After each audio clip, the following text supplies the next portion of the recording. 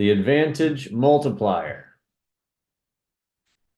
Week 11, we're talking about three major things, the three constraints of practice. So really the whole time I've been coaching, almost 20 years now, I've been working on how to simplify, like what are the three major levers we can pull, knobs we can turn in practice to really focus our attention and get better at the most important things. Kind of going back to our 80-20 rule discussion, we want to get 80% results from 20% of the work. We want to do the top leverage things we can work on and get better at those so that 80% of the time when we're in a game, we've got it covered. We know how to operate. Our skill set fits what happens most frequently. And then we're going to be creating one of four advantages always. And so we're going to talk about how that kind of plays together, how our practice with some constraints leads to getting better at creating the big four advantages. And then how to multiply advantages is really, instead of creating one and killing it all the time as an individual player, before I give it to a teammate who creates one and kills it, we are trying to create and then multiply advantages together to create the ultimate ideal of group improvisation. And we're going to see some of my favorite NBA teams from history and some film clips of them doing group improvisation. So let's dive into it. We're going to talk about three constraints of practice. Number one is space.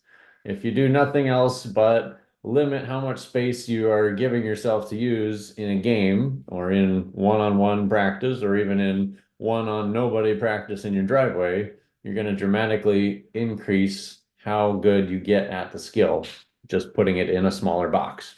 My favorite example is like, if you ever watch like third, fourth, fifth graders play basketball, if we gave them the whole full court to play one-on-one, they could probably eventually score a basket, but it would be incredibly inefficient. They'd be really just dribbling around crazy until they wore their defender out enough that they could get a shot off. They'd be all over the place.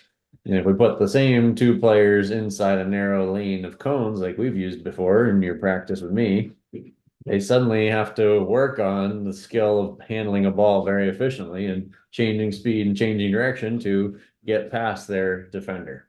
So that's how constraining your space actually improves your practice. Time is the second one. We're going to break down what that looks like, but basically giving yourself either a shot clock or a decision clock or a measure of how many reps you can get in a certain amount of time.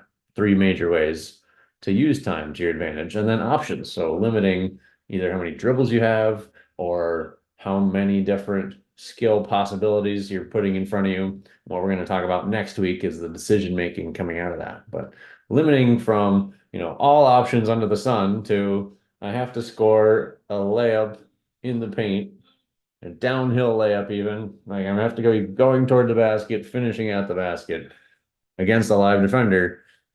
That really limits my options and forces my focus again to improve and thereby leverages how much impact that